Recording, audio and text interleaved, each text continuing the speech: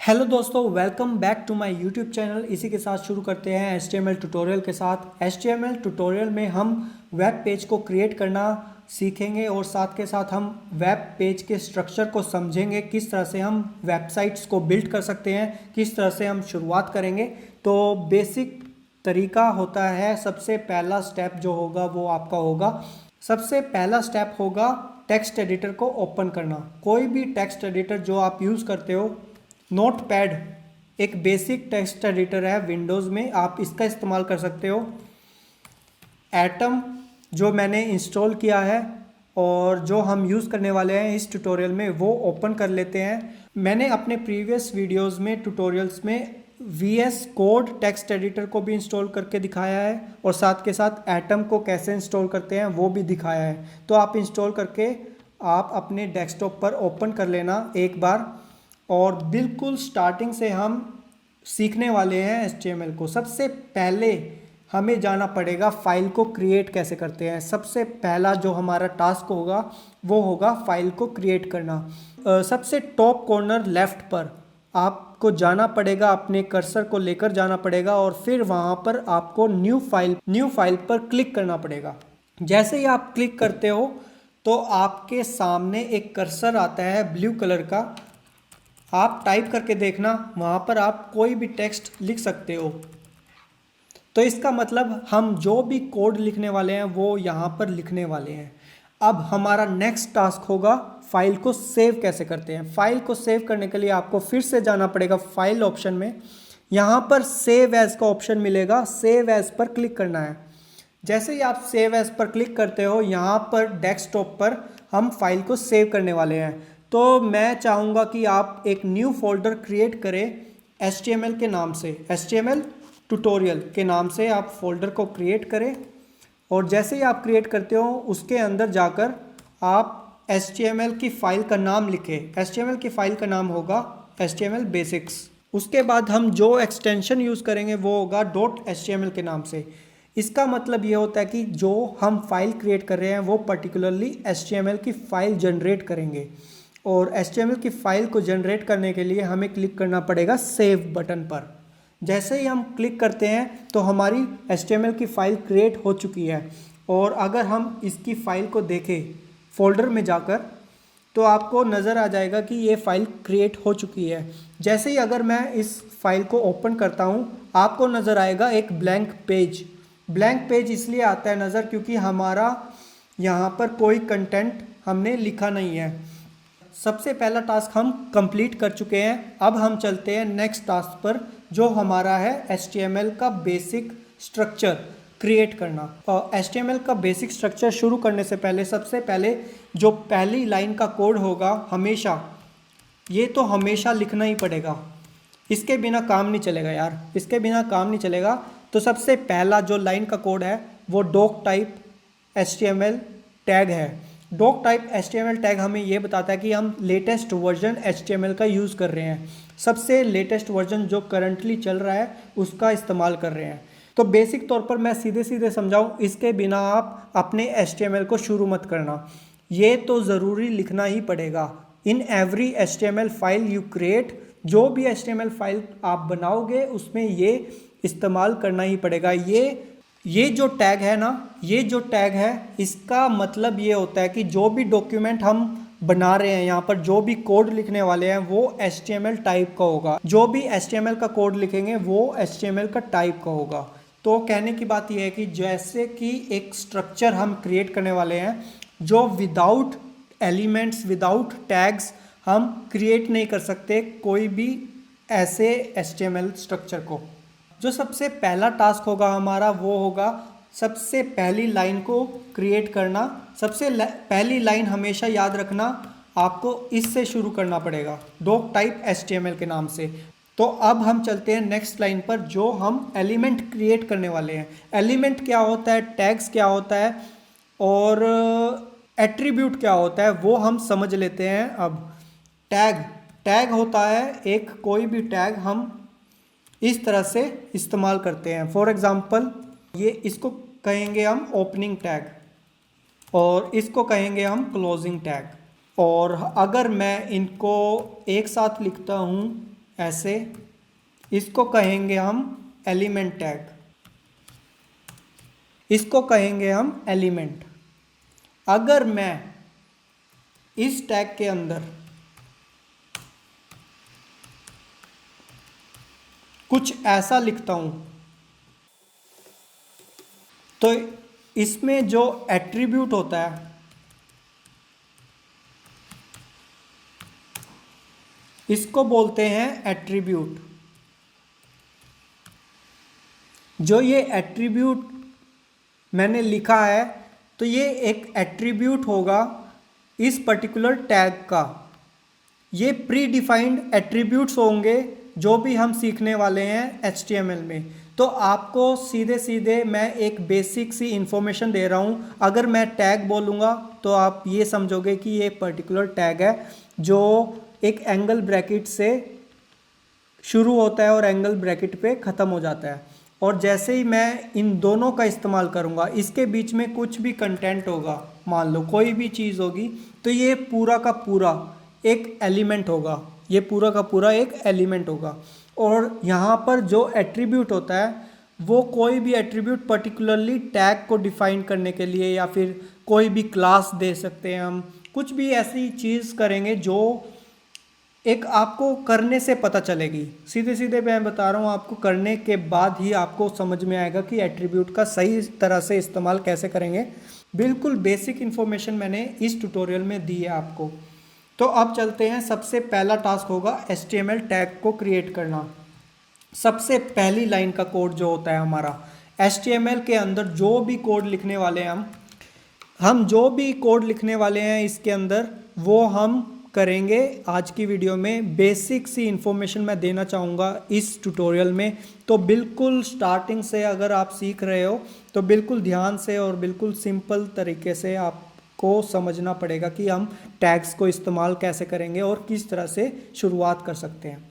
तो सबसे second number पर जो टैग हम शुरू करेंगे वो होगा बॉडी टैग। बॉडी टैग के अंदर हम जो भी कंटेंट डालते हैं वो हमें विजिबल होगा। फॉर एग्ज़ाम्पल मैं अगर इसको रन करके देखूं तो हमारा जो टेक्स्ट है वो यहाँ पर नज़र आ रहा है। इसका मतलब ये हो गया कि जो भी मैं इसके अंदर लिखूँगा वो हमें नज़र आएगा अपने डॉक्यूमेंट पर। नेक्स्ट टैग पर चलते हैं, हेड टैग। हेड टैग का इस्तेमाल हम इस तरह से करेंगे। शुरुआत में हम बिल्कुल बेसिक से शुरुआत करेंगे। हेड टैग के अंदर हम टाइटल का इस्तेमाल करेंगे। टाइटल का यूज़ हम सीखेंगे आने वाले टाइम में। फ़िलहाल हम शुरू करते हैं। यहाँ पर मैं हेड टैग के बारे में बताऊँ तो हेड टैग के अंदर जो भी टैग्स यूज़ करेंगे हम, वो पर्टिकुलरली डॉक्यूमेंट की इंफॉर्मेशन देने के लिए काम आता है। डॉक्यूमेंट की इंफॉर्मेशन देने के लिए बैक एंड पर जो भी हमने सोर्स कोड लिखा है उसकी पर्टिकुलरली एक समरी देगा हमें, और एग्जैक्टली इंफॉर्मेशन देगा कि किस टॉपिक पर हम बात कर रहे हैं, या फिर कोई भी कंटेंट होगा उस पर्टिकुलर टॉपिक के बारे में हमें बताता है हेड टैग के अंदर। वो टैग और वो इन्फॉर्मेशन हमें यहाँ पर नज़र नहीं आएगी। अब हमारा टास्क ये रहेगा कि बॉडी टैग के अंदर हम शुरुआत कर देते हैं अपने टैग्स को सीखना। सबसे पहला टास्क आपने समझ लिया कि ये एक स्ट्रक्चर आपको क्रिएट करना है। बाय डिफ़ॉल्ट आपको ये करना ही करना पड़ेगा। ये एक स्ट्रक्चर है HTML का जो आपको सीखना ही पड़ेगा। इसके बिना हम शुरू नहीं कर सकते HTML को क्रिएट करना, HTML के वेब पेज को क्रिएट करना। तो बिना किसी झंझट के, अगर आपको फिर भी नहीं समझ में आता तो कमेंट करके मुझसे पूछ सकते हैं कि किसका क्या यूज़ हो सकता है, और हो सके तो मुझे बता सकते हो कि आपके कोड में क्या प्रॉब्लम आ रही है या फिर क्या दिक्कतें आ रही है जो मैं आपके लिए सोल्व कर सकूं। तो मैं सिंपल से आइडिया के साथ चल रहा हूं कि आपको सभी चीज़ें क्लियर एक एक करके हो जाए। तो अब चलते हैं हम अगले टैग पर। अगला टैग हम यूज़ करेंगे H1 टैग। H1 टैग को कहते हैं हेडिंग टैग। तो हेडिंग टैग के नाम से ही मैं इसको नाम दे देता हूँ हेडिंग टैग। H1 का मतलब ये हुआ, 1 का मतलब ये होता है कि जो इसकी इंपॉर्टेंस है ना वो सबसे टॉप पर होनी चाहिए, जो ऊपर होनी चाहिए। अगर मैं इसको रीलोड करता हूँ इस पेज को तो आपको नज़र आ जाएगा हेडिंग टैग का यूज़ कैसे हुआ।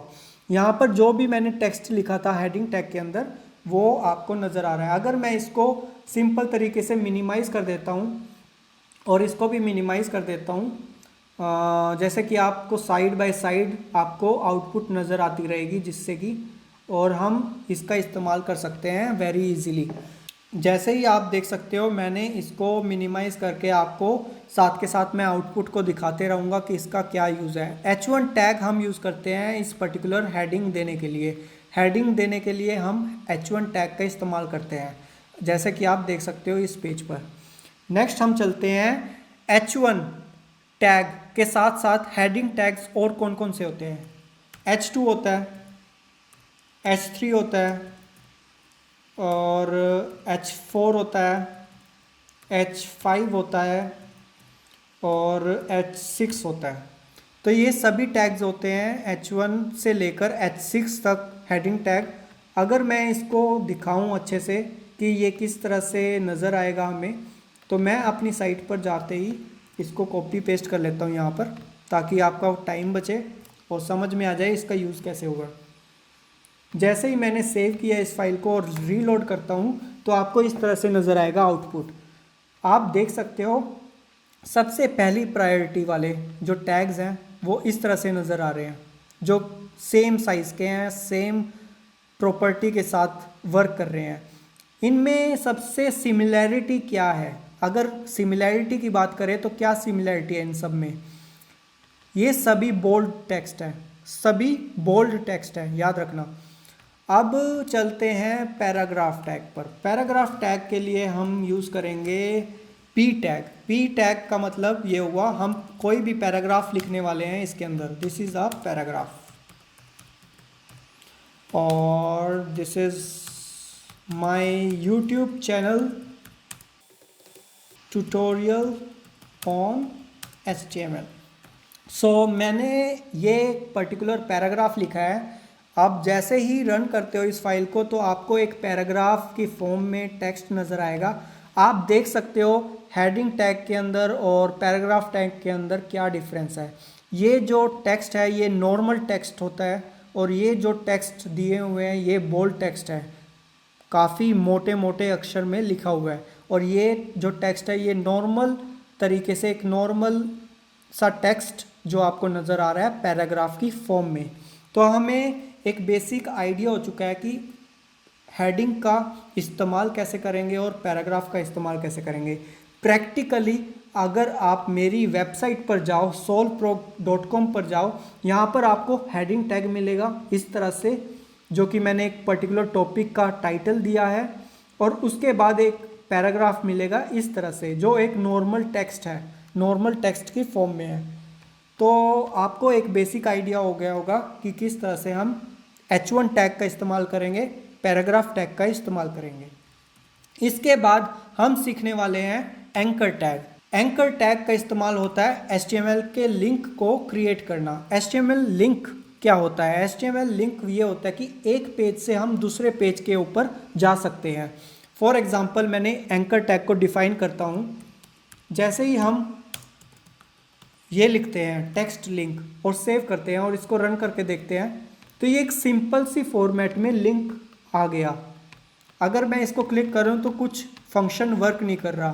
तो इसमें सबसे पहले नंबर पर जो मैंने बताया था एट्रीब्यूट का इस्तेमाल करेंगे।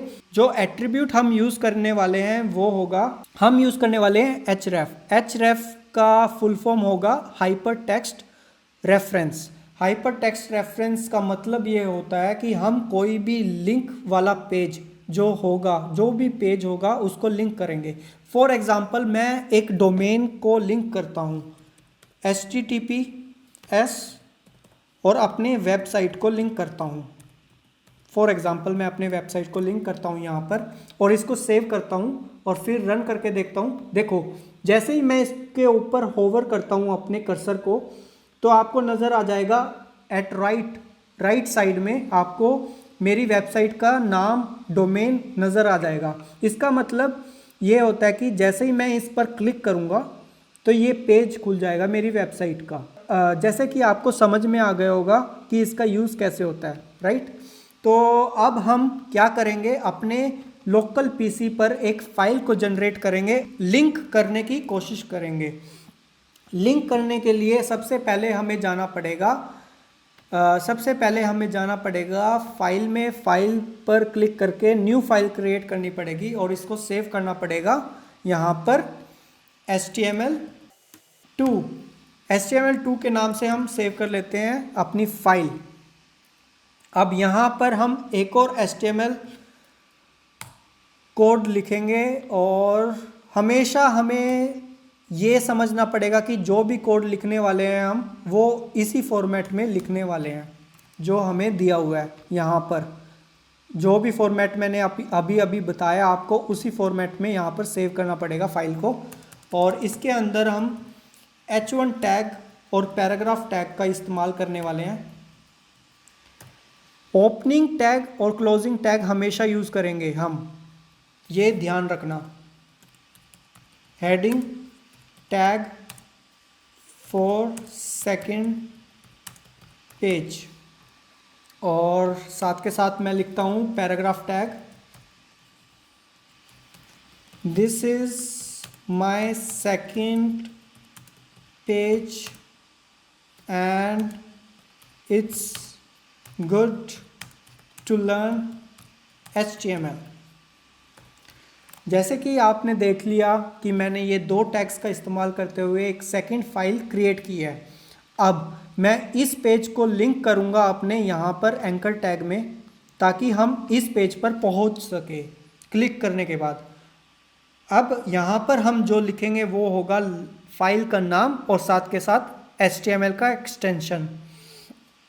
फाइल का नाम हमारा होगा HTML-2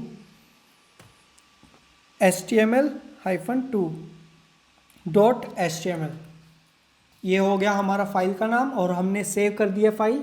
जैसे ही मैं फाइल को सेव करता हूँ, यहाँ पर रीलोड करता हूँ, तो हमारा जो लिंक है वो नज़र आएगा और उस पर होवर करते ही हम क्लिक करेंगे और हमारा देख सकते हो आप, ये पेज आ गया जो हमने क्रिएट किया था। जैसे ही मैंने उस पर क्लिक किया, ये सेकंड पेज पर ये आ गया हमारा सेकंड फाइल। जैसे कि आप URL देख सकते हो, URL में आपको ये नज़र आएगा HTML2.html फाइल जो हमने ओपन किया है अब अपने ब्राउज़र पर। तो ये एक सिंपल सा आइडिया मैंने दिया है एंकर टैग का इस्तेमाल कैसे हो सकता है, राइट।